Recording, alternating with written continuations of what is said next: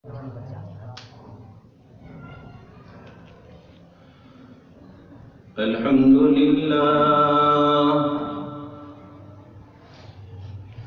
لله نحمده ونستعينه ونستغفره ونؤمن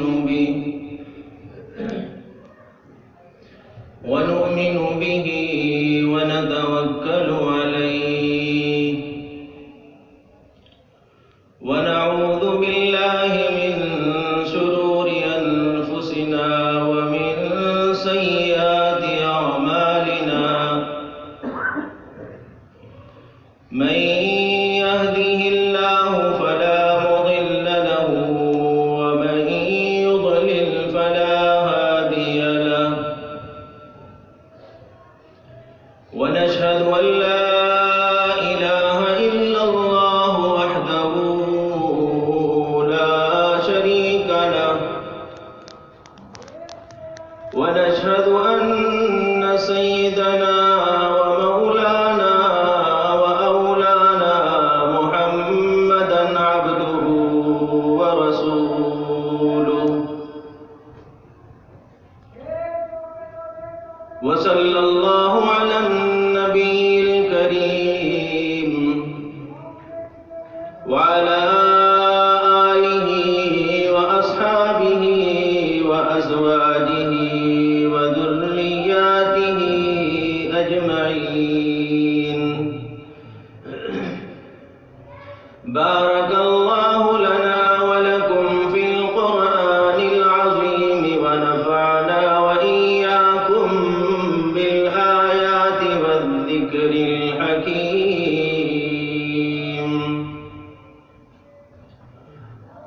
أعوذ بالله من الشيطان الرجيم. بسم الله الرحمن الرحيم.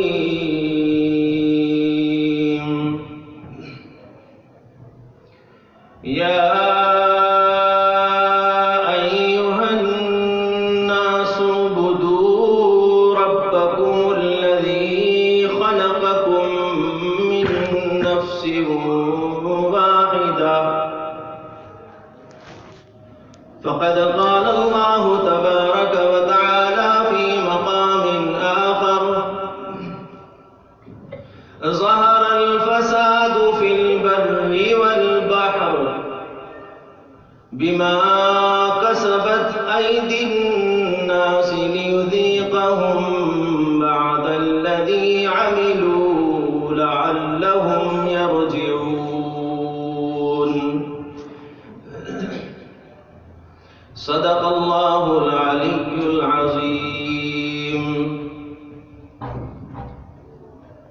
اللهم صل على محمد وعلى آل محمد كما صليت على إبراهيم وعلى آل إبراهيم إنك حميد مجيد.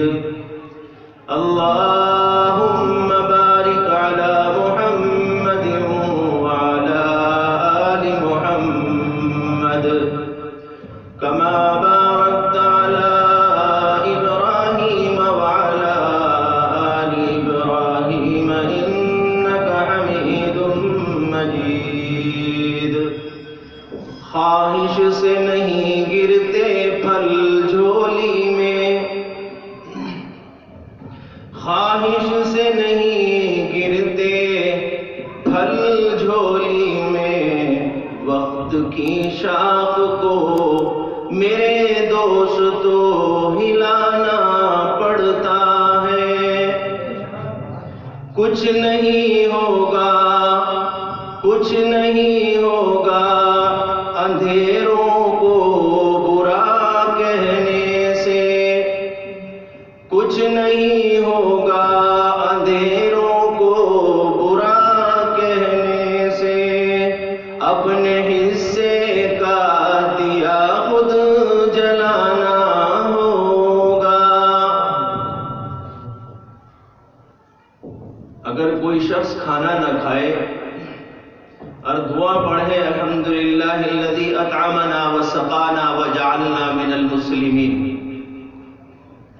تو دعا تو اس بات کی ہے کہ پیٹ بھر گیا، کھانا کھا لیا ہے، اللہ کا شکر ادا کر لیا، اور وہ یہ دعا ساری عمر پڑھتا رہے اور کھائے نہیں، تو کیا وہ زندہ رہ سکتا ہے؟ وہ زندہ رہ سکتا ہے؟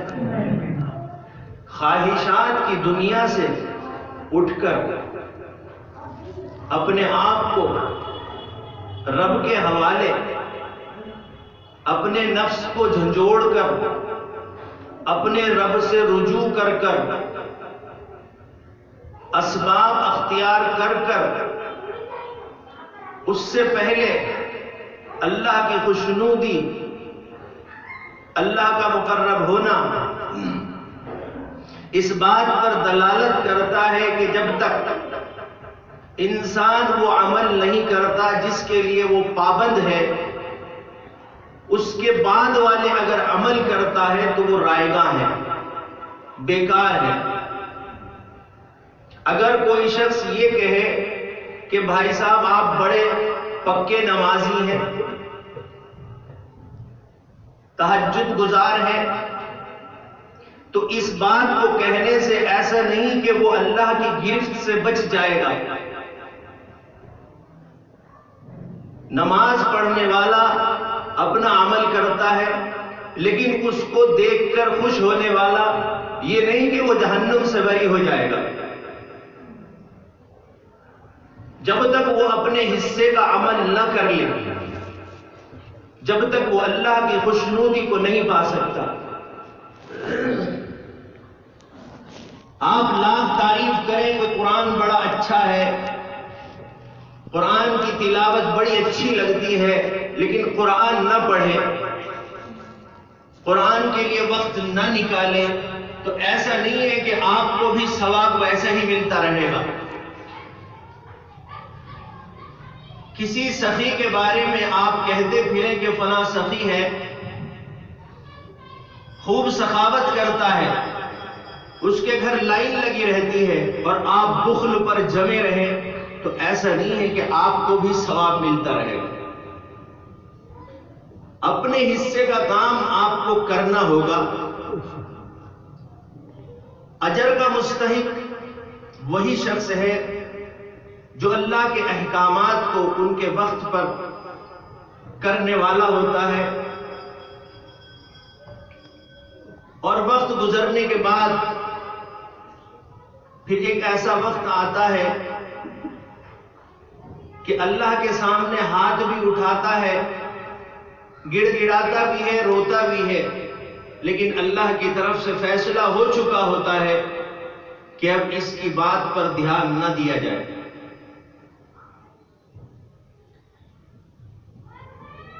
پہلے لوگ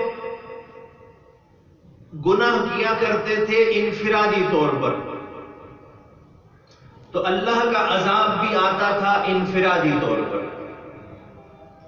آج گناہ ہو رہے ہیں اجتماعی طور پر، تو اللہ کے عذابات بھی آ رہے ہیں اجتماعی طور پر۔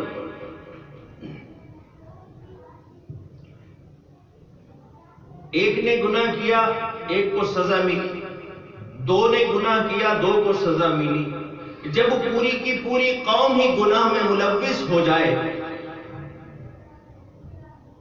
تو پھر عذاب بھی اجتماعی ہوا کرتا ہے، پھر اس میں چھوٹا بڑا غریب مالدار سب کے سب پس جایا کرتے ہیں۔ اللہ نے قرآن مقدس میں سورہ روم کی جو آیت تلاوت کی ہے، ظہر الفساد فی البر والبحر، زمین میری، آسمان میرا، پانی میرا، پہاڑ میرے، رزق میرا، پھر تم کون ہوتے ہو جو زمین پر فساد مچاتے پھرتے ہو؟ ظہر الفساد فی البر والبحر،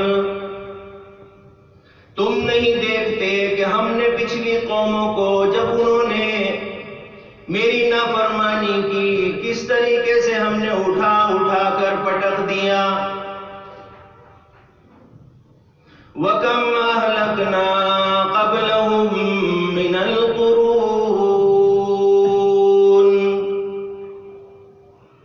کہیں اللہ تبارک و تعالی حکم دیتے ہیں فَأَخَذَتْهُمُ الصَّاعِقَةُ وَأَنْتُمْ تَنْظُرُونَ.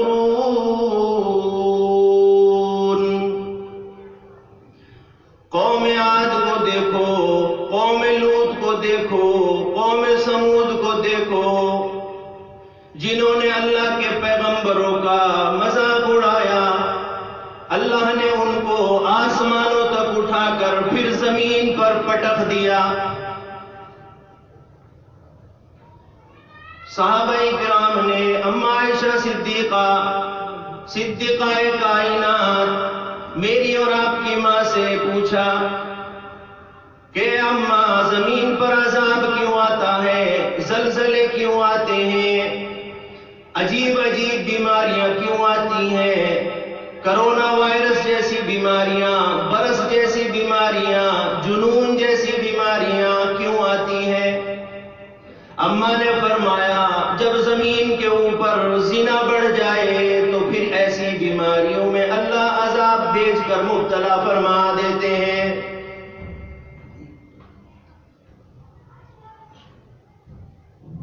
اما عائشہ صدیقہ رضی اللہ تعالی عنہ فرماتی ہیں کہ میرے مدنی صلی اللہ علیہ وسلم نے تمام صحابہ کو جمع کر کر فرمایا اے میرے صحابہ، جب زمین پر زنا عام ہو جائے، جب زنا ہونے لگ جائے تو یہ سمجھ لینا کہ 40 میل تک اللہ کا عذاب آئے گا. لوگ ہاتھ اٹھا اٹھا کر کہیں گے یا ربی یا ربی یا ربی. ان کے دل باہر نکلنے والے ہوں گے، ان کی آنکھوں سے آنسو بھی بہہ رہے ہوں گے، لیکن اللہ ان کی ایک بھی نہیں سنے گا. آج کے نوجوانوں، آنکھوں کا زنا ہم کر رہے ہیں، کانوں کا زنا ہم کر رہے ہیں، پیروں سے زنا ہم کر رہے ہیں. ہم نے وہ کون سا گناہ نہیں کیا ہے جو پہلی قوم میں ہوا کرتے تھے؟ تو اللہ کا عذاب نہیں آئے گا تو پھر اور کیا آسمان سے برسے گا؟ قوم لوط کے بارے میں اللہ نے قرآن مقدس میں فرمایا کہ جب حضرت لوط علیہ السلام نے اپنی قوم سے کہا کہ اے قوم کے لوگوں، لا الہ الا اللہ تفلحوا، لا الہ الا اللہ پڑھ لو کامیاب ہو جاؤ گے. حضرت لوط علیہ السلام کی قوم نے آپ کا مذاق اڑایا اور آپ اس قوم کے اندر فحاشی اتنی بڑھ چکی تھی، زناکاری اتنی بڑھ چکی تھی کہ عورتوں کے ساتھ تو الگ بات، مردوں کے ساتھ مرد بھی زنا کیا کرنے لگے تھے. نئی نئی عمر کے لڑکوں کے ساتھ زنا ہونے لگا تھا. آج کا نوجوان ہاتھ سے زنا کرنے سے باز نہیں آتا، عورتوں کے ساتھ خلط ملط رہنے سے باز نہیں آتا، چھپ چھپ کر ملنے سے باز نہیں آتا. اللہ قرآن میں کہتا ہے باپ نے نہیں دیکھا تو کوئی بات نہیں، استاد نے نہیں دیکھا تو کوئی بات نہیں، پڑوسی نے نہیں دیکھا تو کوئی بات نہیں. ان اللہ خبیر بما یصنعون. میں وہ اللہ ہوں، تیری آنکھوں کے کنویں بھی جو گھومتے ہیں میں ان کی بھی خبر رکھتا ہوں. کس کس سے چھپاؤ گے، کس کس سے روگردانی کرو گے؟ کہیں اللہ فرماتا ہے ان اللہ خبیر بما تعملون. میں وہ خبر رکھنے والا ہوں، میں وہ علم رکھنے والا ہوں کہ پتھر کے اندر ایک چینٹی چلتی ہے، اس کی بھی آواز میں آسانی سے سن لیا کرتا ہوں. کہاں غفلت میں ہے؟ حضرت لوط علیہ السلام کی قوم کے لوگ نہ مانے، اور آپ کا مذاق اڑانے لگے۔ اللہ کے نبی حضرت لوط علیہ السلام رو دیے۔ کچھ فرشتوں کی جماعت حضرت لوط علیہ السلام کے گھر پر تشریف لے کر آ گئی انسانی شکل میں، جو نوجوان تھے جن کے داڑھی مونچھ نہیں تھے۔ آج امت کے اس غمخوار نبی کے امتی ہر اس گناہ میں مبتلا ہے کہ جس کا تذکرہ اللہ نے قرآن مقدس میں پچھلی امتوں کے بارے میں کیا ہے کہ ہم نے ان کو کیسے کیسے برک کیا، انہوں نے کیسے کیسے گناہ کیے تھے۔ جو سود کھانے کا عادی ہے وہ سود سے باز آنے کو تیار نہیں، جو بے نمازی ہے وہ نماز پڑھنے کو تیار نہیں، جو قرآن نہیں پڑھتا وہ قرآن کھولنے کو تیار نہیں، جو عشق بازی میں مبتلا ہے وہ جھوٹے عشق کو چھوڑنے کو تیار نہیں، جو ماں باپ کو ذلیل کرنے پر آمادہ ہے وہ اپنے ماں باپ سے توبہ کرنے کو تیار نہیں۔ جس گناہ میں لگا ہے تو بس لگا ہے۔ پیارے آقا سرکار دو عالم صلی اللہ علیہ وسلم نے صحابہ اکرام کو اکٹھا کر کر فرمایا کہ اے میرے صحابہ، ایک وقت وہ آئے گا میری امت پر، ایک وقت وہ بھی آئے گا کہ گانا بجانے میں، زنا کاری میں اتنی مست ہو جائے گی، اتنی مدہوش ہو جائے گی، نہ رات کا پتہ چلے گا نہ دل کا پتہ چلے گا۔ گاڑی میں ہوں گے تو گانے بج رہے ہوں گے، فیکٹری میں ہوں گے تو گانے بج رہے ہوں گے، سفر میں ہوں گے تو کانوں میں لیڈ لگی ہوں گی۔ ہو رہا ہے کہ نہیں ہو رہا؟ میرے نبی 1450 سال پہلے یہ سارے آثار بتا چکے۔ صحابہ کرام رضوان اللہ تعالی علیہم اجمعین کی آنکھوں سے آنسو برسنے لگے کہ یا رسول اللہ اس وقت کیا عالم ہوگا؟ اللہ کے حبیب نے فرمایا یہ امت اس وقت ہلاک ہو رہی ہوگی، موت آ رہی ہوگی، یا تو اس کے زبان سے گانے نکل رہے ہوں گے یا اس کی کانوں میں کنجریوں کے گانوں کی آواز آ رہی ہوگی۔ ہو رہا ہے آج؟ مصلے پہ کھڑے ہو جاتے ہیں کئی مرتبہ، دائیں بائیں سے اڑوس پڑوس سے آوازیں آتی ہیں نماز کی حالت کی اتارنا، یہ عالم ہو چلا ہے۔ اللہ کے نبی صلی اللہ علیہ وسلم راستے سے گزر رہے ہیں، گانے کی آواز کان مبارک میں پہنچی۔ غمخوار نبی صلی اللہ علیہ وسلم نے اپنی دونوں پیاری چھوٹی چھوٹی انگلیوں کو کان مبارک میں ڈال لیا اور چلنے لگے۔ ساتھ میں حضرت انس رضی اللہ عنہ بھی چل رہے ہیں۔ ادا دیکھیے نبی کی کہ امتی کو کہنا کیا چاہتے ہیں، امتی کو بتانا کیا چاہتے ہیں اور امتی کر کیا رہا ہے۔ پیارے نبی صلی اللہ علیہ وسلم نے کچھ دور چل کر حضرت انس سے پوچھا اے انس کیا اب بھی اس کنجری کی آواز آ رہی ہے؟ ورنہ تو کان میں سے انگلی ہٹا کر بھی سنا جا سکتا تھا کہ آ رہی ہے کہ نہیں آ رہی، پھر ڈال لیتے، لیکن نہیں۔ کتنی بری چیز بتائی ہے۔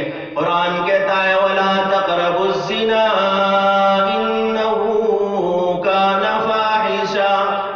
یہ گانے کے جتنے سامان ہیں یہ سب زنا کی طرف لے جانے والے ہیں، یہ نمازوں سے دور کرنے والے ہیں، یہ قرآن سے دور کرنے والے ہیں، یہ ماں باپ کو گالیاں دلوانے والے ہیں، یہ علماء اکرام کی محبت کو دلوں سے ختم کرنے والے ہیں۔ وَلَا تَقْرَبُوا الزِّنَا إِنَّهُ كَانَ فَاحِشًا۔ یہ فحش چیزیں ہیں جن سے ہمیں دور رہنے کا حکم خود اللہ تبارک و تعالی نے قرآن مقدس میں دے دیا۔ سرور دو عالم صلی اللہ علیہ وسلم پھر آگے بڑھے، آپ نے پھر پوچھا انس سے کیا اب بھی اس گانے کی آواز آ رہی ہے؟ حضرت انس رضی اللہ عنہ نے کہا کہ یا رسول اللہ آ رہی ہے۔ آپ نے پھر بھی اپنی مبارک انگلیوں کو کانوں سے الگ نہ کیا.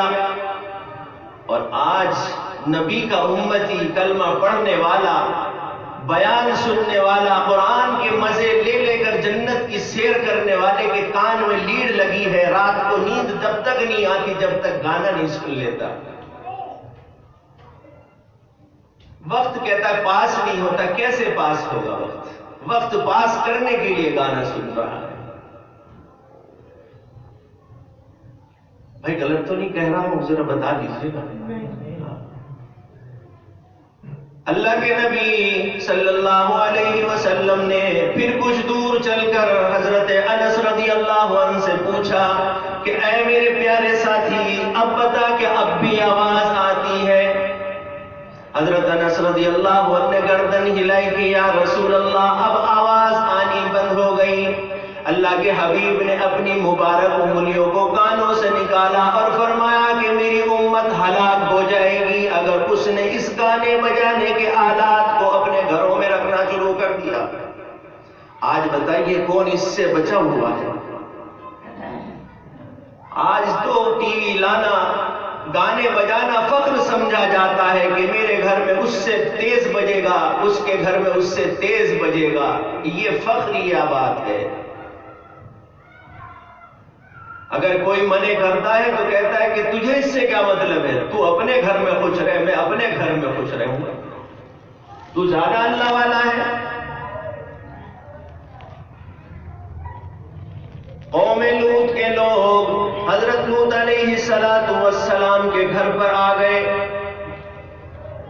حضرت لوط علیہ السلام کے یہاں جو فرشتوں کی جماعت انسانی شکل میں آئی تھی،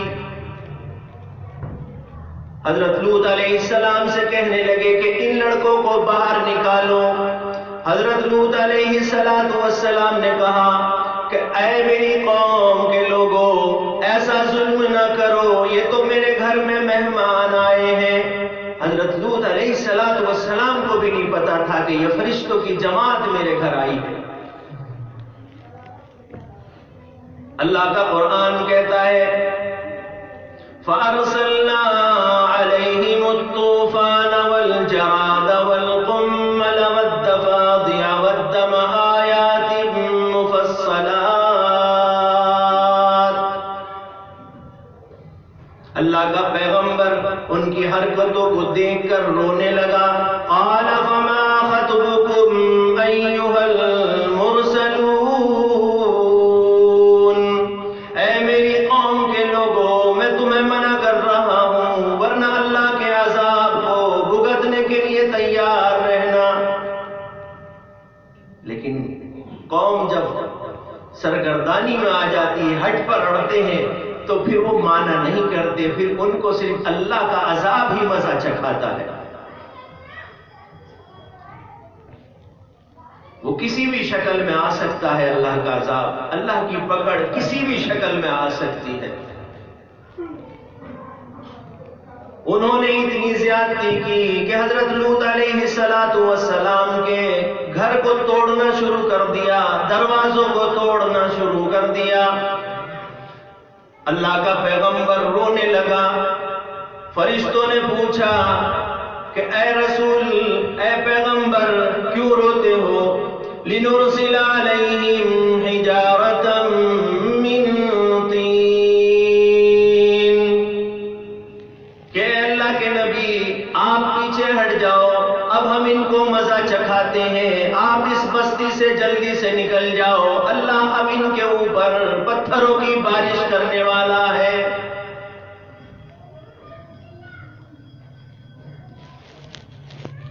اسی بیچ میں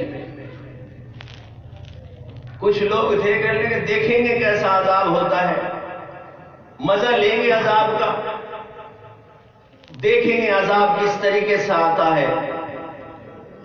آپ دیکھ رہے ہوں گے کہ کل تک چہرے کو ڈھکنا برا سمجھا جا رہا تھا، پابندی لگائی جا رہی تھی. آج الحمدللہ ہر چہرہ ڈھکا مارکیٹ میں گھوم رہا ہے. تو اللہ بتلانا چاہتے ہیں کہ ہم کچھ بھی شکل اختیار کر کر تمہیں فطرت انسانیت پر جب چاہے لا کر کھڑا کر سکتے ہیں،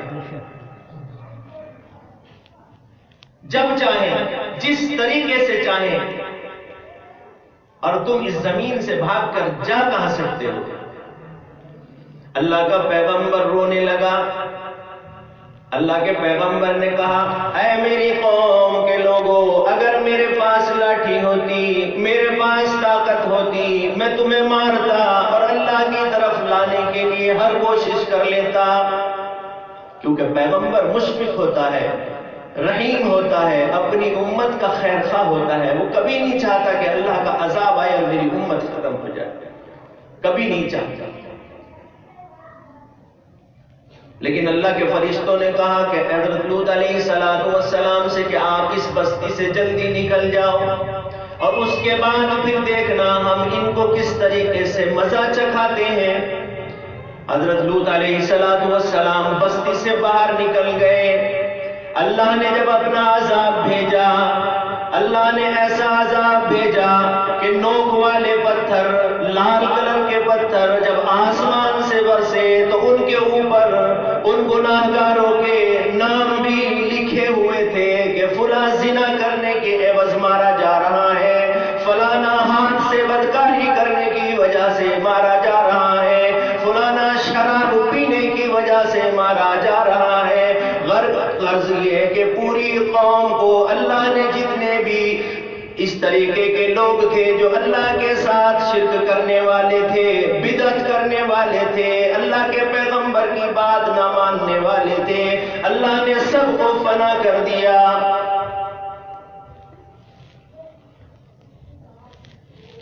نام لکھ لکھ کر عذاب آتا ہے، آج دیکھ رہے ہیں نام لکھ لکھ کر مر رہے ہیں۔ کب ہوش آئے گی، کب آنکھیں کھلیں گی کہ اللہ کا قرآن کیا کہہ رہا ہے؟ نماز بھی پڑھ رہے ہیں تو غرض کے ساتھ پڑھ رہے ہیں، کوئی تجارت کی غرض سے نماز پڑھتا ہے، کوئی برکت کی غرض سے نماز پڑھتا ہے، کوئی حرام عشق کی وجہ سے نماز پڑھتا ہے کہ مجھے فلاں لڑکی سے عشق ہے، نماز پڑھ پڑھ کر دعا مانگ رہا ہے۔ تو اللہ کا عذاب نہیں آئے گا تو پھر کیا آئے گا؟ اللہ کے حبیب سرکار دو عالم صلی اللہ علیہ وسلم نے فرمایا کہ ایک وقت میری امت پہ وہ آئے گا کہ اس کے کپڑے بھی حرام کے ہوں گے، اس کا لقمہ بھی حرام کا ہوگا، اس کے اندر بنا ہوا جسم کے اندر خون بھی حرام کے نوالوں کا ہوگا۔ پھر وہ اگر چاہے گا بھی عبادت کرنا، اللہ حرام کھانے والوں کو اپنے گھر میں گھسنے نہیں دے گا۔ یہ تیرا میرا کمال نہیں ہے کہ مسجد میں نہیں آتے، یہ اس رب کا کمال ہے، یہ اس رب کا کھیل ہے کہ وہ تجھے آنے نہیں دے رہا ہے۔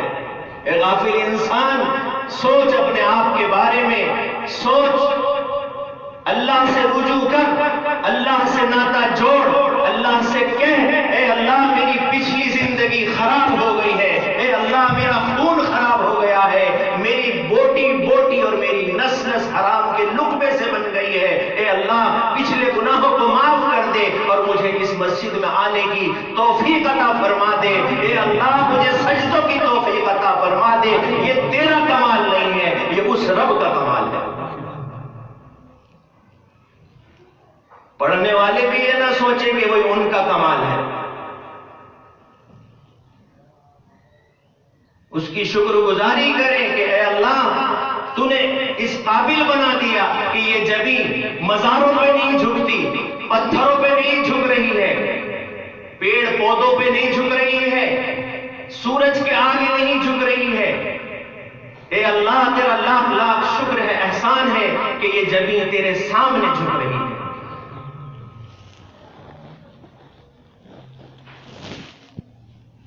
وقت ہو گیا ہے،